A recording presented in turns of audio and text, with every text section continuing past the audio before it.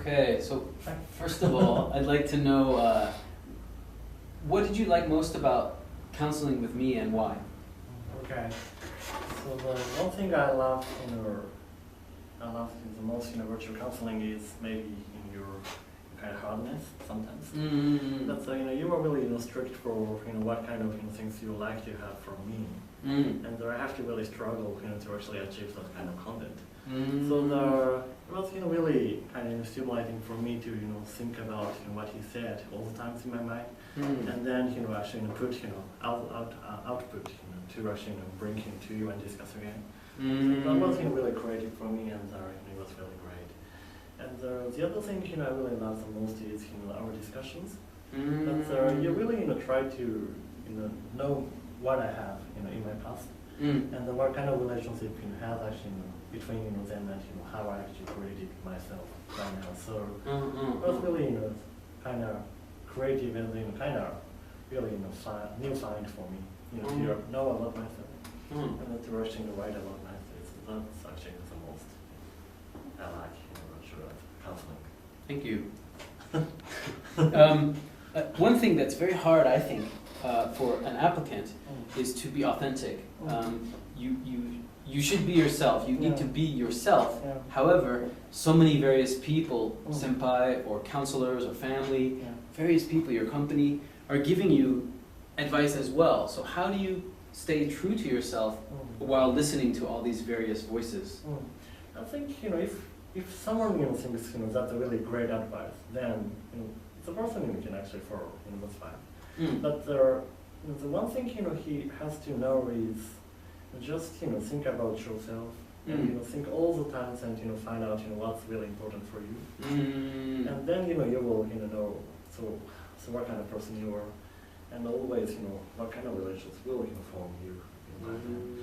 And also my advice for the future applicant, but there is to think about the way things the way you thought when you were a child. So there just kind of classify things like you like, you don't like, you like to do, you don't want to do, and then just think simply about what you like and what you don't want to, and what you want to in the future, like when you were a child. So that is how you can actually make yourself really comfortable and be yourself. Interesting. What advice would you give to future applicants who are planning to visit the campus? You visited how many schools? I actually visited so many. But my advice is, just enjoy the experience there, and try to communicate with the current student, and just feel the atmosphere and know whether you like the school or not. So that's the key for the campus visit, I think. And if you like the most times, if you really like the atmosphere, then just communicate well with the current student as much as possible.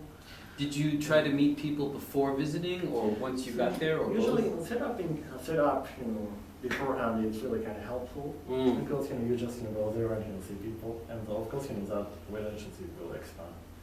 But if you doesn't have any connection, then just go there. You can grab students and just start. So of course you don't have to. So it depends on what kind of style you like. But I recommend reservation beforehand. Sure.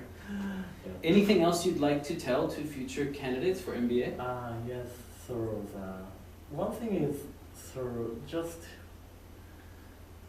dream about the school all the time.